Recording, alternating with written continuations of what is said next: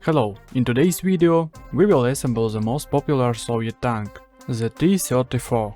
This version comes with a 76mm cannon. And yes, it's another model from the Unimodels company in 1/72 scale. We'll start with a very short overview of everything that was in the box. So, on my table you can see a lot of different parts that spilled out of the box. There are several plastic sprues with tank parts, and one sprue with photo-etched parts. There aren't many of them, but at least they are there. There are also rubber wheels here. Logically, the same should have been in the BT-7 kit, but in that kit the manufacturer limited it to plastic wheels. I have to assemble this number of parts together, decorate them with details, and then paint them. So let's begin.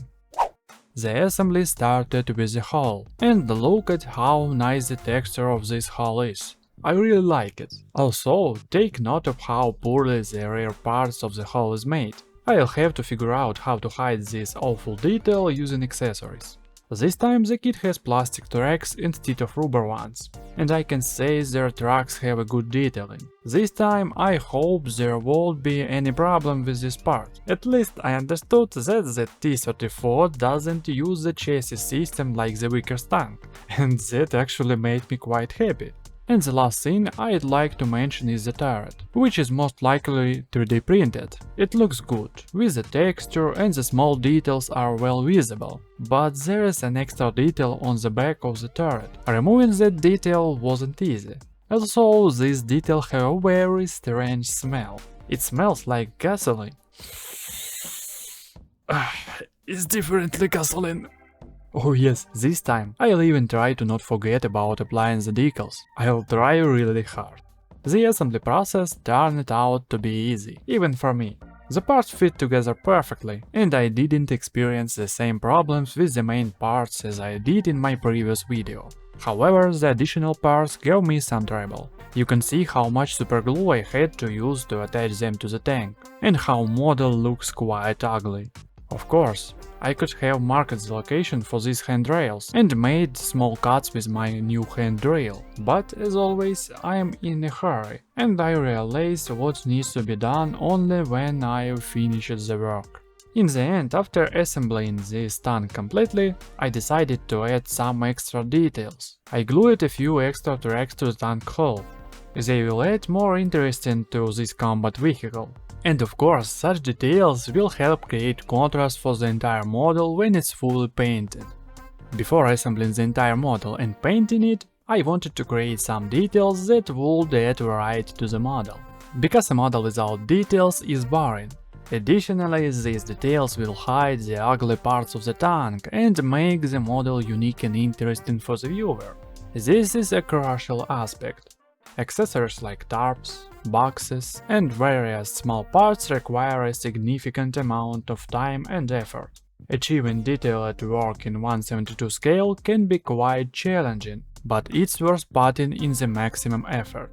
For instance, during the assembly process, I realized that I wanted to add several different boxes to this tank, because I hadn't done that in the other videos. One of the boxes should be open, and it would be cool to depict some bottles inside. Following this idea, I took thin balsa wood and started assembling a small box that should be in scale with 1/72.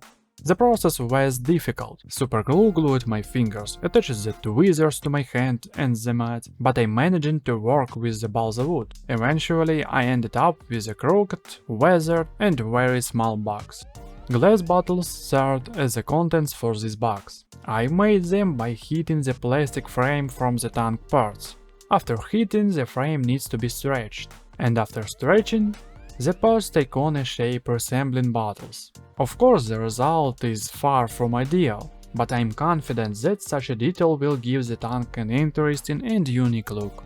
Ultimately, it's up to you to judge the quality of the work, so don't hesitate to share your opinion in the comments. Now let's move on to creating the next detail. This time I need a large box to conceal the ugly rear parts of my tank hull. Balsa wood will be used for this box as well. Experimenting with it, I realized that if I glue several balsa wood pieces together, I can create the shape of large box. Now I need to give it shape of an army box from that era. To do this, I carefully trimmed the excess balsa wood plates, which is easier to do with glued balsa. Then I marked the gaps between the planks and added protruding planks on the side for carrying the box. As a result, a nice 1/72 scale Army Soviet box is created. Of course, I understood that overloading the tank with large detail is a bad idea, so I decided to use only the small detail I had made before. I'm sure this detail won't spoil the overall look and will fit well on this tank. Therefore, I made a simple detail that had already been featured on my channel in the T-26 tank video. A small pile of intertwined branches is never an unnecessary detail for any work. In reality, wood always complements to the model beautifully. Remember this. Wooden details always create an interesting contrast. But let's move on to the next details. It's time to make details out of green stuff. Tarps, clothes, bags and backpacks. All of these details I make from green stuff. It's a very good two-component material, but it's quite sticky, so to work comfortably with this material I use water.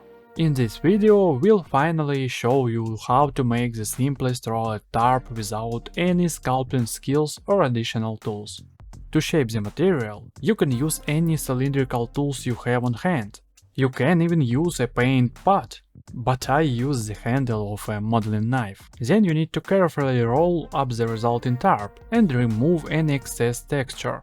Using a modeling knife, I make marks for the straps that attach the tarp to the tank. Now it's time for toothpicks. Thanks to their conical shape, a toothpick creates the necessary folds on our tarp. All that's left is to attach this tarp to the model and make the straps or rope, then fasten the tarps to the tank. And that's it, we are done. Very simple, and it looks worth it for a 1/72 scale, right? I added the next tarp to one of the fuel tanks because these were a large gap that needed to be concealed. And when I satisfied with the work done, I move it on to the next detail. Now I'll try to explain how to make the simplest sack of potato.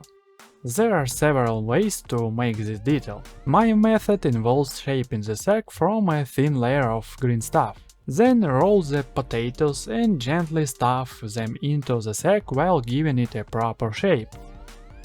After adding the potato sack to the tank, I take a toothpick and remove excess space by carefully pressing on the sack.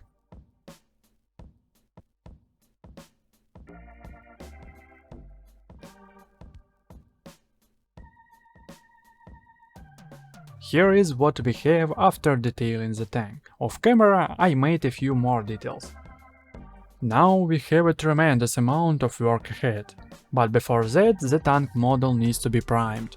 This time I used dark grey primer instead of usual black. And you know what? I regret it. After working on this model, I realized that there are only two options for quality priming of the model. You need to use either black or a rust-colored primer, which will simplify future work on the model. Grey primer didn't give me anything. I don't have a layer of rust under the main color, and I don't have a black artificial shadows. It was an experiment that ended poorly. But let's continue. For the main paint I created three shades of olive: a basic dark olive, a light olive, and the same light olive with added orange color. The first layer was applied using the dark olive color, covering the entire model.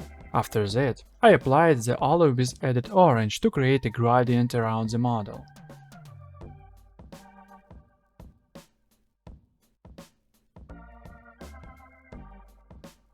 The final step was using the light olive to highlight the top parts of the tank.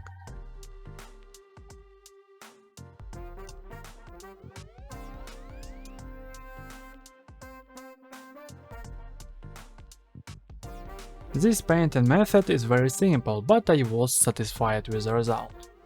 While the tank model was drying, I worked on painting the tracks. which is quite straightforward. Several shades of rust, a wash of light dust color, and then applying silver to raise part using dry brushing technique. It's a very simple and basic paint job. The rest of work will be done just before adding the model to the diorama. Now we move on to one of the most interesting parts of the painting work – applying chips and scratches to the model. Chips and scratches are primarily applied to the raised parts of this model. This effect gives tank a battle-worn appearance. It becomes clear that tank has been in combat and received some damage. Once I had all the desired scratches and chips applied, it was time to add rust. I didn't need a lot of rust, but it did take some time to add this effect. This time I didn't forget about the decals and tried to apply them to the tank.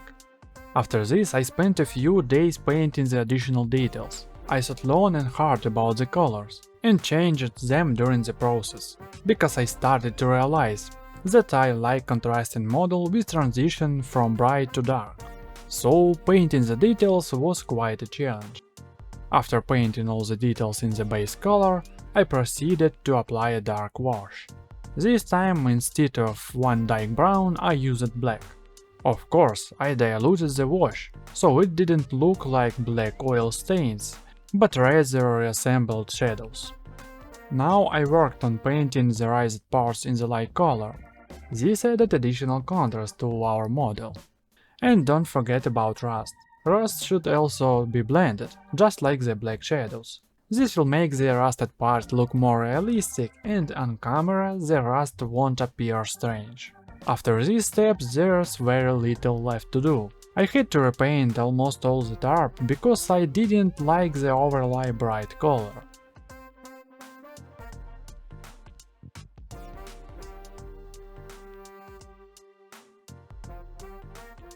One of the final steps was adding the matte effect. For this I used acrylics mixed with pigment of different colors. The result was an interesting effect, and I'm more than satisfied with the outcome. All that remained was to use a pencil to add a metallic sheen and paint a couple of figurines.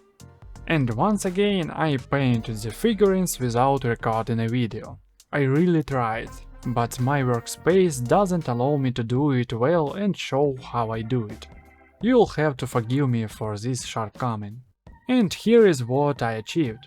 The T-34 tank is fully painted and ready to be the main character in our upcoming diorama. The next video will be about this diorama. But now, if you enjoyed this video, I would appreciate if you give this video a like and subscribing to my channel. And if you want to enhance my skill in creating dioramas and support the development of my channel, you can also subscribe to my Patreon. I plan to share various photos from my workbench there. You'll be able to see the entire working process that never makes into the video. And of course you can ask me any question you are interested in through private messages. And that's my final words in this video. Try to stay always positive, try to smile more often, and let your loved ones know how much you love them. See you in the next video, goodbye!